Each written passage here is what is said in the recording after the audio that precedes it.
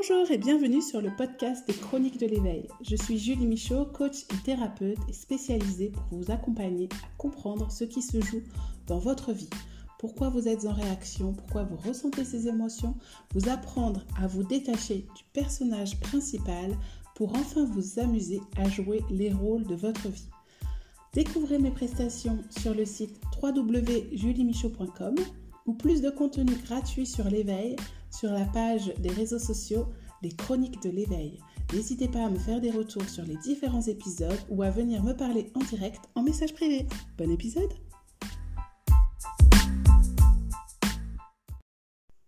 Bonjour et bienvenue dans cette nouvelle Chronique de l'éveil. Aujourd'hui, je vais vous parler de quelque chose qui m'a bousculée pendant un certain temps et je viens de comprendre pourquoi. C'est-à-dire que pendant de nombreuses années, on a parlé de loi d'attraction, de la puissance de l'intention, de la manifestation. Et moi-même, grâce à ces dernières années de développement personnel, de libération de mes conditionnements, je constate de plus en plus qu'il y a comme de la magie dans l'air, c'est-à-dire que de plus en plus, je pense à quelque chose que j'aimerais avoir, que j'aimerais recevoir, que j'aimerais vivre, et il y a une opportunité, parfois même dans la journée, qui va faire que ça se réalise. Donc il y a ce côté un petit peu magique, mais qui, quand on l'aborde au début, laisse croire qu'on pourrait obtenir des choses en étant assis dans notre canapé, en essayant juste d'être aligné, de penser que de façon positive, en ayant fait notre tableau de visualisation, en ressentant notre vie comme si on était riche. Et en fait, on a tendance à être du coup dans la visualisation de son avenir, la projection, on va fantasmer ce qu'on aimerait vivre au lieu de le vivre en réalité, au lieu de passer à l'action. Et donc, ça a créé beaucoup de confusion chez de nombreuses personnes qui se sont laissées porter, qui ont procrastiné, puis du coup, qui ont culpabilisé. Moi, la première, quand je me suis lancée dans cette entreprise, parce que même si je suis thérapeute et coach, je suis quand même entrepreneur et chef d'entreprise, j'ai vu beaucoup de témoignages de coachs qui, notamment des femmes, qui avaient réussi à très bien gagner leur vie avec leur activité.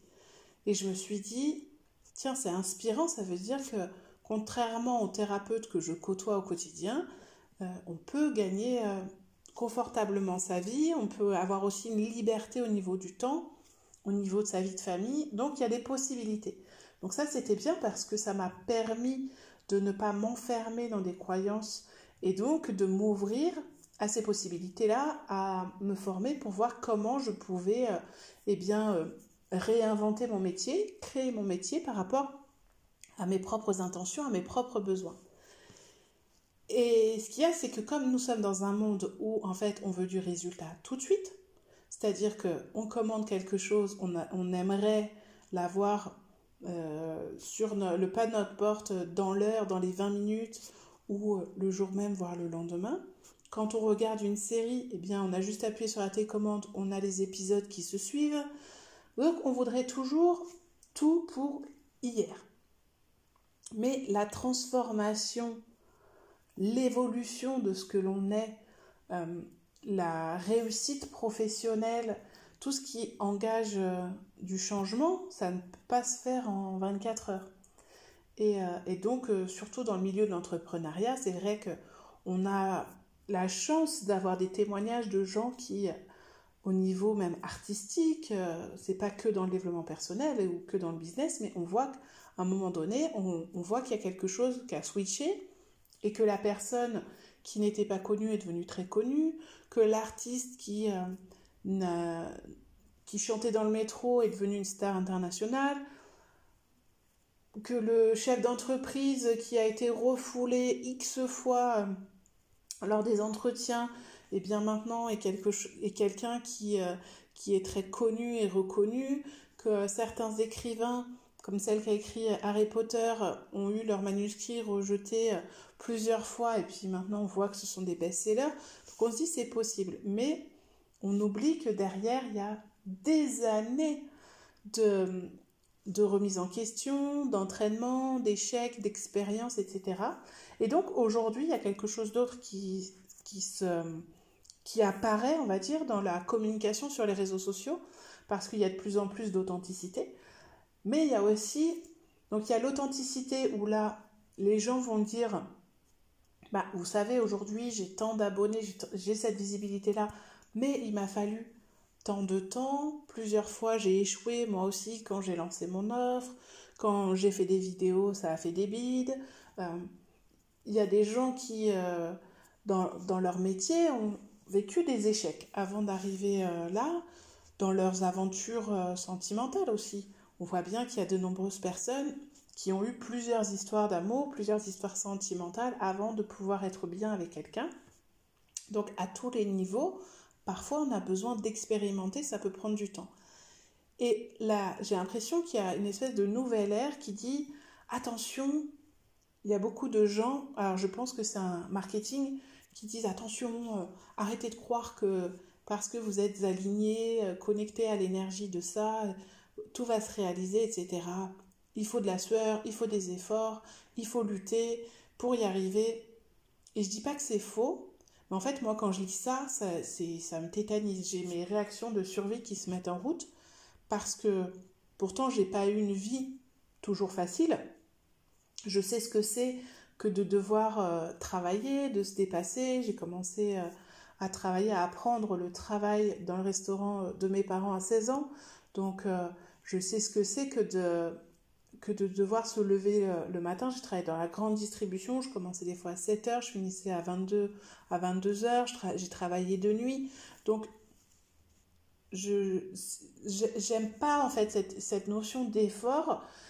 Ça fait l'effet inverse. C'est comme quand on me dit, si je me dis, bon, bah, j'ai envie de perdre du poids, il faut que j'arrête de manger tout le temps, il faut que je fasse attention à ce que je mange, etc. Bah là, bizarrement, mon cerveau va réagir autrement et je vais être obsédée toute la journée parce que je ne dois pas manger, donc je vais avoir envie d'aller grignoter, je vais avoir envie de manger plein de choses, alors qu'en temps normal, ça ne m'arrive pas. Donc, quand on connaît, là je ne vais pas développer, mais les mécanismes du cerveau, du système nerveux, on sait qu'il y a des choses qui se déclenchent physiologiquement pour nous protéger. Et en fait, ce que j'ai compris, c'est que la façon d'aborder ce que j'avais envie d'entreprendre et de réaliser, c'était pas d'aborder ça avec cette notion d'effort et de volonté. Parce que c'est pareil, au niveau du sport, je me suis toujours dit, en fait j'ai ce souvenir petite du lieu de vacances où nous étions dans un camping en Espagne, il y avait une pente. Et j'y suis retournée en tant qu'adulte, cette pente est ridicule, mais enfant, elle me paraissait à vélo, elle me paraissait compliquée à monter. Et je me rappelle que si je voyais quelqu'un qui descendait de son vélo pour monter cette pente, eh bien c'était fini, je ne pouvais plus la monter.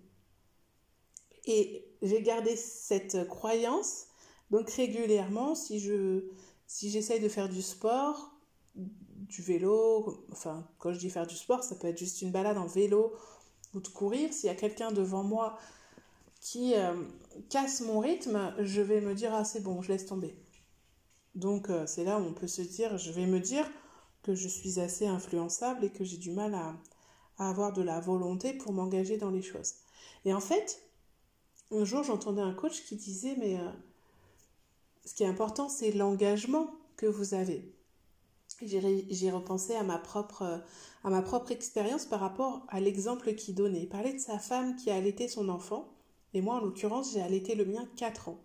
Et je peux vous dire qu'au moment d'accoucher, je ne savais même pas si j'allais l'allaiter ou pas. Je me suis dit, bah, la nature fait bien les choses, on va essayer. Et en fait, plus je suis devenue maman au fil des jours, plus j'étais à l'écoute des besoins de mon enfant, je me suis adaptée, et par rapport à notre histoire, à mon histoire, eh bien, j'ai voulu... pourtant, je me suis posé des questions parce que je me suis dit, s'il ne dort pas la nuit, est-ce que c'est lié à ça? Donc, j'ai cherché moult solutions pour faire en sorte qu'il dorme mieux, qu'il arrête de se réveiller et de me réveiller accessoirement toutes les nuits pendant pratiquement 4 ans. Et finalement, je me dis, j'avais cette force, entre guillemets, cette énergie pour me lever parfois plusieurs fois dans la nuit, parce que j'étais engagée dans mon rôle de maman. Parce que j'étais en accord avec ce que j'avais envie de vivre, de transmettre et d'être auprès de mon fils. Et c'était ma vérité, c'était notre vérité du moment par rapport à notre famille, à mon couple, à mon enfant. Donc c'était mon engagement vis-à-vis de lui, comme des millions de parents s'engagent à être au chevet de leur enfant quand ils sont malades, à se relever plusieurs fois la nuit quand ils ont peur, quand ils ont besoin d'être soignés, etc. C'est la même chose que vous faites quand vous êtes auprès de quelqu'un qui est souffrant, qui a eu un accident. Vous n'allez pas vous poser de questions, vous allez prendre votre voiture. Si vous avez un ami qui a perdu un de ses parents, vous allez traverser la France peut-être pour l'accompagner à l'enterrement, etc.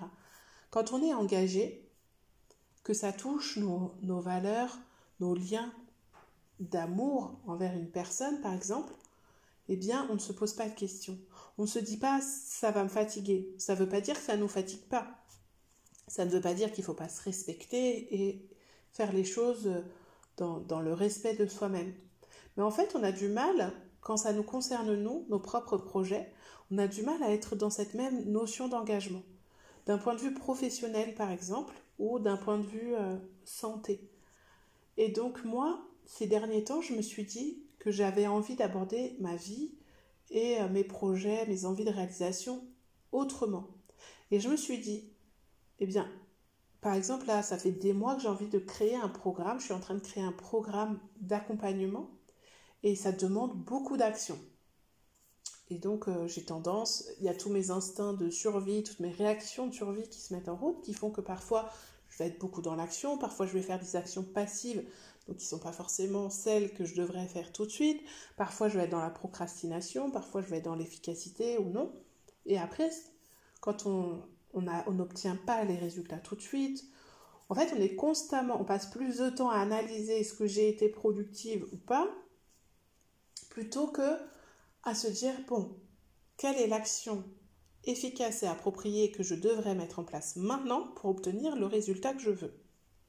C'est comme ça que on va s'inscrire à une salle de sport où on va se dire, je dois arrêter de manger pour me sentir en meilleure santé, pour perdre un peu de poids parce que je ne me sens pas bien. On va être plutôt dans l'injonction et très vite, en fait, on va plutôt visualiser son objectif et s'imaginer qu'à un moment donné, on aura peut-être la force d'aller à la salle de sport ou de continuer, ou là, on n'a pas la volonté de ne pas manger un carré de chocolat ou de se resservir une deuxième fois. Oui, et puis on va se trouver des excuses, de toute façon, on est tout le temps invité, c'est pas la bonne période, etc. Et on va vite lâcher. Parce qu'on est dans une notion d'effort. Ça nous demande des efforts. Il nous faut de la volonté, on n'en a pas. Parce qu'on a vécu plusieurs fois l'expérience et au fond de nous, il y a une partie de notre cerveau qui nous dit de toute façon, même si tu perds ces kilos, même si tu fais du sport 10 fois, tu sais très bien que tu ne t'y tiens pas. Donc on se culpabilise, on se flagelle, etc. On est en insécurité et on est toujours dans cette notion de « je dois, il faut ». Mais quand on fait le choix d'aborder sa vie autrement, en se disant « mais qu'est-ce que j'ai envie de vivre ?» Eh bien moi, par exemple, je ressens le besoin de faire du sport parce que j'ai envie d'être dans la vitalité, dans l'énergie. J'en ai assez de me sentir un peu en mode patapouf.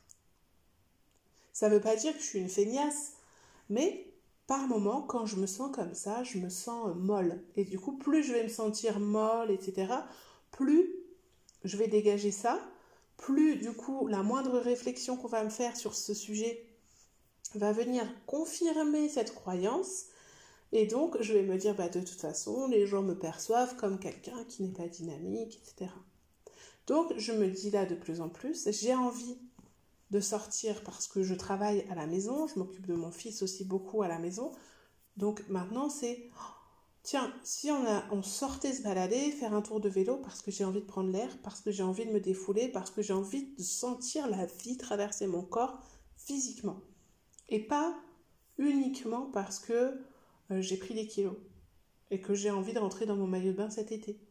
Non, c'est que quand je m'assois et que je sens mon ventre qui est un peu pesant, c'est pas confortable, ça me dérange.